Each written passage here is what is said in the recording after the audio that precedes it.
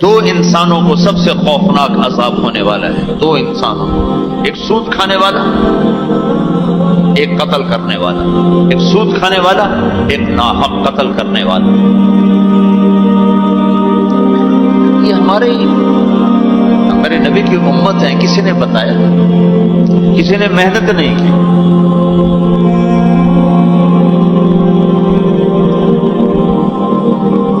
آخری حج کا خطبہ آپ نے جو دیا، ہر دفعہ یہاں سے بات شروع کی، تمہارے جان مال ایک دوسرے کے لیے قابل احترام ہے، کسی پہ ہاتھ نہ ڈالو۔ میرے نبی نے کبھی زبان سے کسی کو دکھ نہیں پہنچایا، کبھی زبان سے کسی کا نام لے کر اس کو رسوا نہیں کیا۔ زبان کی لگائی ہوئی آگ ہے جو آج سارے بھڑکتے ہوئے دیکھ رہے ہیں۔ تو بھائیو، محبت سے رہنا سیکھو، معاف کرنا، درگزر کرنا سیکھو،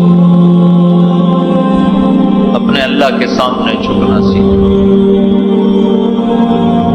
جب قومیں زوال کا شکار ہوتی ہیں، کہتی ہیں یہ فلاں کی سازش ہے، جیسے آج کل کہتے ہیں مسلمان، امریکہ کی سازش ہے، جیسے یہودیوں کی سازش ہے، یہ کراچی کے بینکوں میں جو سود پہ پیسہ پڑا ہوا ہے، یہ امریکہ کی سازش ہے، یہودیوں کی سازش ہے۔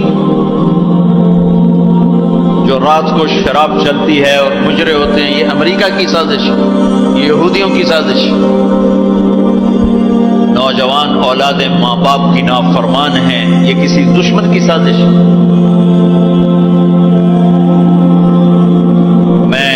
ایک جگہ تھا تو ایک لڑکی اپنی ماں کو کہہ رہی تھی بکواس مت کرو، ماں کو کہہ رہی تھی بکواس مت کرو، تو اس کی ماں کے آنسو ایسے گر رہے تھے۔ یہ امریکہ کی سازش۔ اور میرے نبی نے سے پوچھا کہ یا رسول اللہ قیامت کب آئے گی؟ آپ نے فرمایا اللہ کو پتہ ہے کب آئے گی۔ کا کوئی نشانی؟ کہ جب ماؤں کو ذلیل کیا جائے گا تو قیامت آئے گی۔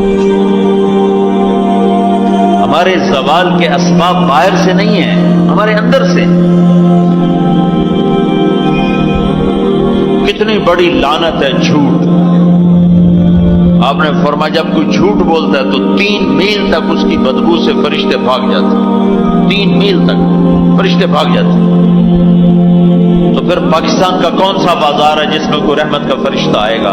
کہ ہر دکاندار جھوٹ بول رہا ہے، ہر بڑا چھوٹا تاجر جھوٹ بول رہا ہے، ہر سیاستدان جھوٹ بول رہا ہے۔ ہر سے مراد ہے 100 میں 99 نہیں، 1 لاکھ میں 99,999، کوئی 1 لاکھ میں شاید ایک کوئی سچا مل جائے۔ جس قوم میں جھوٹ اور ظلم اور خیانت پھیل جائے وہ قوم تباہ ہو جاتی۔ ان کو کسی دشمن کی ضرورت نہیں ہے، وہ اپنے دشمن خود ہیں۔ جسے نشہ کرنے والے کا کوئی دشمن نہیں، وہ اپنی ذات کا دشمن خود ہے۔ تو ہم اوروں کو الزام نہ دیں کہ یہودیوں نے سازش کر دی اور عیسائیوں نے کر دی اور امریکہ نے کر دی۔ ہم لوگ اسپین سے آخری ملک تھا یورپ کے سفر میں، اسپین، تو قدم قدم پہ میں رویا، قدم قدم پہ میں رویا کہ کس طرح مسلمان آپس کی لڑائی میں ختم ہو کے رہ گئے۔ کہ پاکستان اسپین میرے سامنے یوں آتے تھے، یوں آتے تھے۔ اسپین کی تاریخ، پاکستان کے حالات، اسپین کی تاریخ، پاکستان کے حالات، اسپین کے مسلمانوں کی آپس کی لڑائیاں، پاکستان کے حالات، آپس میں قتل و غارت، پھر پاکستان کے حالات۔ تو اللہ تعالیٰ نے اس طرح ان کو مٹا دیا اسپین سے کہ ایک کلمہ پڑھنے والا باقی نہ بچا۔ مسجد قرطبہ جیسا شاہکار بیچ اس کے گرجا بنا ہوا ہے، صلیبیں لٹکی ہوئی ہیں، بت پڑے ہوئے ہیں، نماز منع ہے، بورڈ لگا ہوا ہے۔ تو میں محراب کے قریب جا کے کھڑا ہو گیا اور تصور میں دیکھنے لگا کہ یہ وہ جگہ ہے، تاریخ سے سبق نہ لینا بھی بڑا اتھیر پر۔ یہ وہ جگہ ہے جہاں یحییٰ بن یحییٰ اندلسی کے درس ہوتے تھے، علامہ قرطبی کی تفسیر چلتی تھی، ابن عربی کے تصوف کے نکات کھولے جاتے تھے، ابن حزم کے فقہی مقالات سنائے جاتے تھے،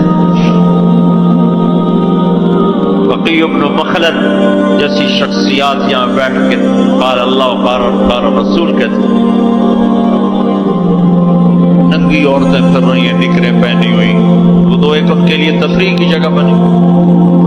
میں تو آنکھوں سے بھی رو رہا تھا اور دل سے بھی رو رہا تھا، اور زیادہ رونا اس پہ آ رہا تھا کہ اپنا ملک دیکھ رہا تھا کہ آج میرے ملک کے لوگوں کو ہوش نہیں ہے، وہ کیا کرتے ہیں. دین پہ نفرت، فرقہ واریت کی نفرت، سیاست کی نفرت، قوم کی نفرت، صوبوں کی نفرت، شہروں کی نفرت، زبان کی نفرت. کون کون سا زخم ہے جو اس جسم پہ نہیں لگا؟ کون کون سے زہریلے تیر ہیں جو اس پر نہیں چلائے گی؟ میں ایسے ہی کھڑا میں محراب کے پاس جا کے کھڑا ہو گیا. 700 سال پرانی قرآن کی آیات اب بھی اسی طرح لکھی. تو میں نے کہا یا اللہ میں یہ نماز تو کوئی نہیں ہوگی، کسی کے نزدیک بھی ایسی نماز نہیں ہے، پر تو جانتا ہے کہ میں چاہتا ہوں میں اس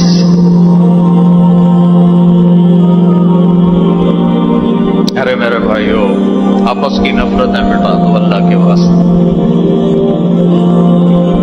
اپنی جان کے دشمن نہ بنو، معاف کرنا سیکھو، درگزر کرنا سیکھو، فرقہ واریت کی باتیں کرنا چھوڑو، تقریریں سننا چھوڑو. تاریخ میری کمزوری رہی ہے، میں بچپن سے تاریخ پڑھتا رہا ہوں. یہ تبلیغ میں لگنے سے پہلے ذوق تھا تاریخ پڑھنا. جب تبلیغ میں لگے تو مدرسے میں آ گیا تو اور پڑھنے کا لگ گیا. پھر کچھ اللہ تعالیٰ نے یاد اچھی دے دی تو جو چیز پڑھی وہ یاد رہے گی، وہ سارا تسلسل. تو ایسے بس ڈوبتا ابھرتا رہا کہ یا اللہ آج میں یہاں اس دھرتی پہ سجدہ نہیں کر سکتا جہاں 700 سال جن اینٹوں نے سجدے کے لمس محسوس کیے، جن اینٹوں نے تیرے لاکھوں کروڑوں پیاروں کے آنسو جذب کیے، جن در و دیوار نے تیرے ہزاروں محبوب لوگوں کے واز و ارشاد سنے، جن کونوں میں تجھے یاد کرنے والے ہزاروں لاکھوں کروڑوں انہیں روشن کرتے کرتے کرتے آج اسی زمین کے نیچے سوئے ہوئے ہیں. قرطبہ کے قبرستان پہ شہر بناؤ، نہ کسی بادشاہ کی قبر باقی اور نہ کسی بڑے کی نہ کسی چھوٹے کی. میں یہاں نماز پڑھتا ہوں، میری نماز قبول کر لے. میں نے اشاروں میں نماز پڑھتا ہوں، اللہ اکبر، ثنا پھر رکوع، پھر سجدہ. اللہ اتنا رکوع سجدہ اتنا کر کے تاکہ کسی کو، چونکہ جو داڑھی والا اندر آتا نا تو اس کے پیچھے سیکورٹی لگ جاتی کہ کہیں کسی کونے میں چھپ کے نماز نہ پڑھ لے. تو ایک سیکورٹی والا ہمارے پیچھے کر رہا تھا. چلو یا اللہ میں بھی ان میں ہو جاؤں جنہوں نے اس مسجد میں نماز پڑھی. اور میرا پاکستان اس دور سے گزر رہا ہے، نہ عوام کو ہوش ہے نہ خواص کو ہوش ہے کہ کیا ہو رہا ہے. شاید اللہ تعالیٰ کسی کی فریاد پر آنکھیں کھول دے کسی کی. تو بھائیو محبت سیکھو، درگزر سیکھو. حضرت تبلیغ سے خوبصورت محنت، سارے دین کی محنتیں حق ہیں جس سے خیر پھیل رہی ہے، جس سے لوگوں کو نفع پھیل رہا ہو. لیکن میرے بھائیو دنیا بھی پھری ہے، تاریخ بھی پڑھی ہے. وہ کچھ اللہ تعالیٰ نے موقع دیا، بہت زیادہ سے مراد یہ نہیں کہ میں کوئی کتابوں کے انبار لگا دی، اپنی حیثیت کے مطابق میں آپ کو اندر کی یقین کے ساتھ کہتا ہوں کہ پہلے 300 سال کا تو کوئی مقابلہ نہیں. پہلے 300 سال کو چھوڑ کر ان 1100 سال میں تبلیغ جیسا کام کبھی نہیں ہوا. میں تمہارے سامنے ہاتھ جوڑتا ہوں، تبلیغ میں وقت دو. اگر اپنے اللہ سے تعلق بنانا ہے، اگر لوگوں کو اللہ کی طرف پھیرنا ہے تو تبلیغ میں جاؤ. بہت بڑا مجمع آیا ہوا ہے، صرف ہر مہینے 3 دن کی نیت کر کہ ہر مہینے 3 دن لگانے. کرو گے نیت؟ کرتے ہو نیت؟ ہر مہینے 3 دن لگانے شروع کرو. ہماری زندگی میں تبدیلی آ جائے گی. 6 بر اعظم کے انسانوں تک پیغام پہنچ رہا ہو، ہر زبان کے لوگوں کو ہدایت مل رہی ہو، ہر طبقے کو ہدایت مل رہی ہو. جب طوائفوں کی طرف ذہن گیا پھر کہا خسروں کو بھی تو لینا چاہیے، وہ بھی تو نبی کی امت ان کے پاس پہنچ گئی. تو ہمارے علاقے کا سب سے بڑا ڈانسر اب اس کی داڑھی ہے، 5 وقت کا پہلی صف کا نمازی ہے. جب میری اس کی پہلی ملاقات ہوئی میں نے کہا تو کبھی نماز پڑھی؟ کہا جی کدی نہیں. کدی جمعہ پڑھے؟ جی کدی نہیں. عید پڑھی؟ جی کدی نہیں. میں کیوں؟ کہ جی یہ مولوی ساڑھے نال نفرت کریں دن اور اساں بھی پرا پرا رہ جانے ہیں تو سب پیار کی تیسی آ گئے. اس کا چلا بھی لگ چکا ہے، داڑھی بھی رکھ لی ہے. ایک مجھے ملا ناچم یہی اس کے بال کٹوائے، سارا کچھ سٹ سٹ کیا. تو کچھ عرصے بعد پھر میں دیکھو نا سرخی لگائی ہوئی فوٹو. اس نے اپنے واقعہ سنا. کہا جی میں مسجد میں گیا نماز پڑھنے تو مولوی صاحب نے آخیا اے خسرا کدے اندر وڑا ہے، انہوں باہر کٹو، انہوں باہر کٹو. تو ٹیک سنگھ گئی ہماری جماعت 95 میں. تو اس وقت وہ یہ سوشلزم کا بڑا مرکز تھا. تو اس کے جا کے اس سے ملے ہمارے ساتھی جو بڑا ہوتا وہ پریزیڈنٹ تھا، صدر تھا. اس نے کہا جی مسلمان کافر نہیں، سوشلزم سے متاثر. تو اس کی ہم بات کرتے تھے، ہم پر دہریے کا لیبل لگنا شروع ہو گیا، دہریے دہریے دہریے. ایک دن نماز پڑھنے گیا مسجد، ظہر کی نماز، اثر کی نماز، وضو کر لیا تھا اور مسا کے لیے پانی لیا، مسا کرنے کے لیے ہاتھوں میں پانی لیا. تو پیچھے سے مولوی صاحب کی آواز آئی امام مسجد، اے دہریا اندر کدے وڑا ہے، نو باہر کٹو. تو میں نے وہ پانی یوں کر دیا اور اس کے بعد آج تک میں مسجد نہیں گیا. اس میں جتنا مجرم وہ ہے اتنا ہی مجرم وہ امام مسجد ہے جس نے یہ کہا ہے دہریوں نو باہر کٹو. تو بھائیو بہت بڑا مجمع بیٹھے ہو اوپر نیچے اور اکثر نوجوان نظر آ رہے ہو. محبت سیکھو، اللہ سے صلح کر لو، توبہ کرو. یہ جو لوگ چوریاں ڈاکے کر رہے ہیں ان کے لیے بھی دعا کرو کہ اللہ ان کو بھی ہدایت دے. وہ اس حال میں مر گئے تو پتہ نہیں کون سی جہنم میں جائیں گے. تو نیت کرتے ہو سارے؟ ایک نیت میں اور کروایا کرتا ہوں کہ بھئی آج تک جو ہوا آئندہ توبہ، صلح کر کے اٹھیں، اللہ کی بارگاہ میں صلح کر کے اٹھیں. تو اس کی بھی نیت کرتے ہو؟ ابھی تمہارے آنے سے پہلے اسپین کے ایک ساتھی سے بات ہوئی، جو میں آخر میں توبہ کرواتا ہوں. انہوں نے کہا جی آپ تو چلے گئے ہیں اور ہمیں مسلسل خبریں آ رہی ہیں کیونکہ وہاں پاکستانی بہت زیادہ شراب کا کام کرتے ہیں. ان کے ہوٹلز ہیں تو ہوٹل میں شراب چلتی ہے. انہوں نے کہا جی مسلسل ہمارے لوگ کہ اچھا جی توبہ کیتی ہے بھائی ایسی شراب بیچنی بند کرتی، شراب بند کرتی. مختلف جگہوں سے خبریں آ رہی کہ جی ہم نے وہاں توبہ کی، ہم نے سوچا تھا مکے جائیں گے وہاں جا کے توبہ کریں گے، لیکن وہ تو ادھر ہی انہوں نے ہمیں توبہ کروا دی. تو بس یہ ہماری توبہ. تو ایک یہ کہوں گا کہ توبہ کر کے اٹھو، ٹھیک ہے؟ جو پیچھے گزر گئی اللہ معاف کر دے، آئندہ تو اس سے صلح کر کے چلیں گے. اور اگر کبھی پھر ٹوٹ گئی تو یہ کون سا اوکھا کام ہے، پھر توبہ کریں گے، پھر معافی مل جائے. اس دربار میں معافی کے سوا تو معافی سے معاف کرنے سے زیادہ محبوب عمل کو نہیں اللہ کی بارگاہ. تو توبہ کی بھی نیت کرتے ہو تو کہو یا اللہ میری توبہ، پھر کہو یا اللہ میری توبہ، پھر کہو یا اللہ میری توبہ. اللہ قبول فرما لے. اب حج والوں سے کوئی موقع ملا تو کر لوں گا، ورنہ وہیں مکے چل کے بات کریں گے. لیکن آپ بھائیو ہو سکتا ہے اس وقت کی بات یہی ہو جو اللہ نے کہلوائی، ضرورت اسی کی ہو. میں آپ سے گزارش کرتا ہوں محبت سیکھو، معاف کرنا سیکھو، ماں باپ کے آگے چپ رہنا سیکھو. بیوی کی کمی بیشی برداشت کرنا سیکھو، حتیٰ کہ اولاد کی کمی بیشی پر بھی ایک دم سیخ پانا ہو جاؤ، ہاتھ نہ اٹھاؤ، صبر کرو، حوصلے سے کام لو اور ان کو پیار محبت سے سمجھاؤ۔ سہیل احمد مشہور اداکار ہے، 96 میں ہم نے اداکاروں میں بھی کام کیا تھا، تو اس وقت ہم ایک مرید کے ہماری جماعت تھی جو ہمارے ساتھ تھا، گجا مالک، اسے کہنے لگا مولانا میرا باپ DSP ریٹائر، زندگی پر 1 روپیہ حرام نہیں کھایا، 1 روپیہ رشوت نہیں، اب بے تکلف ہو چکی ہے، تعلق بن چکا ہے، تو میں کہتے تو کڑے حرام کھاتے بڑھ گئے، میں نے آگے کہا تو کڑے حرام کھاتے بڑھ گئے، تو کیوں اس غلط کام میں چلا گیا؟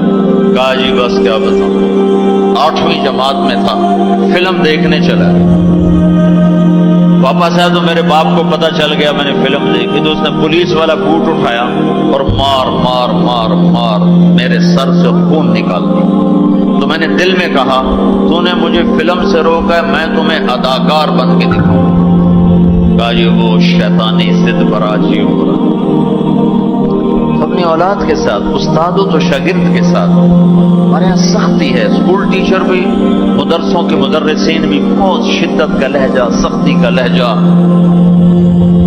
ہاتھ پکڑوانے، مارنا پیٹنا، یہ انسانی طریقہ نہیں ہے۔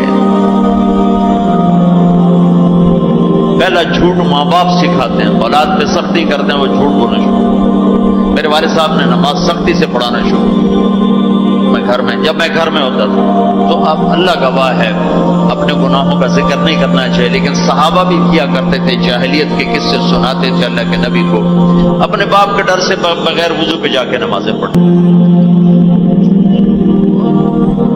ایسی شدت نہ ہو کہ زبان چھوٹ گیا۔ 4تھی جماعت میں تھا میں، ہمارے استاد تھے ماسٹر شفیع صاحب رحمۃ اللہ علیہ، بڑے محنتی استاد، اس زمانے کے استاد ہوتے ہی محنتی تھے لیکن مارتے بہت۔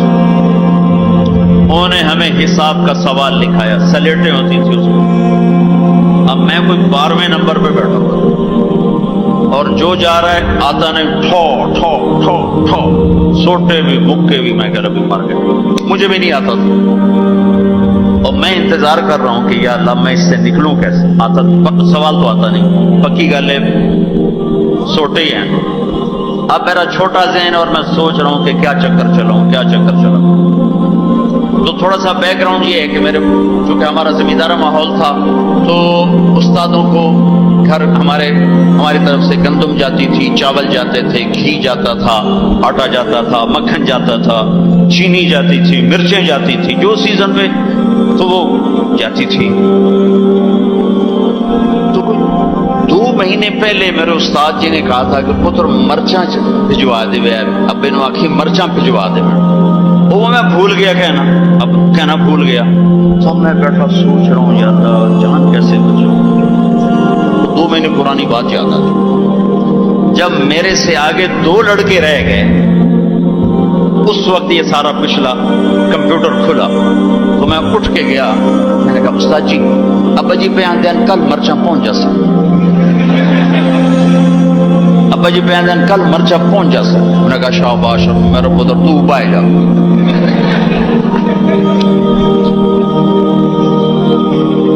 یہ جھوٹ کس نے بلوایا؟ استاد نے، اس کے ڈنڈے نے، اس کی سختی نے۔ ماں باپ سے بھی کہتا ہوں، مدرسے کے علماء سے کہتا ہوں، اسکول کے ٹیچروں سے کہتا ہوں، محبت سیکھو، محبت سکھاؤ۔ اولاد سے کہتا ہوں ماں باپ کی محبت سیکھو، ان کی شدت کو برداشت کرنا سیکھو۔ بھائی سے کہتا ہوں بھائی کی برداشت کرو، آپ بیٹھے ہو عورتیں نہیں ہیں تو آپ سے کہتا ہوں بیوی کی برداشت کرو، ماں کی برداشت کرو، بہنوں کی برداشت، جو بھی کوئی بلندیوں کے راستے ہیں وہ برداشت میں چھپے ہوئے ہیں۔ اور تبلیغ میں وقت دو، تبلیغ سے بڑھ کر سارے دین کے کام خیر کے جس سے لوگوں کو نفع ہو رہا ہے، لیکن جو سب سے اس وقت لوگوں کے لیے خیر بھلائی کا کام ہے وہ تبلیغ کا ہے، اس میں ٹائم دیا کرو، آپ کو بہت نفع ہوگا، اللہ تعالیٰ چل آپ کو آگے بڑھائے گا۔ کسی سے لڑے ہوئے ہو ابھی اٹھ کے صلح کر لیں، کسی سے ناراض ہو ابھی جا کر اس کو گلے لگا دیں، کہ اللہ کی بارگاہ میں بہت اونچا لے جانے والا عمل ہے جھک جانا، معاف کرنا، درگزر کرنا۔ تو اس کی بھی نیت کرتے ہو؟ اللہ تعالیٰ قبول فرمائے. اللهم لك الحمد كما انت اهله وصل على محمد كما انت اهله وافعل بنا ما انت اهله انك اهل التقوى واهل المغفرة. ربنا تقبل منا انك انت السميع العليم وتب علينا انك انت التواب الرحيم. اللهم اغفر للمؤمنين والمؤمنات والمسلمين والمسلمات الاحياء منهم والاموات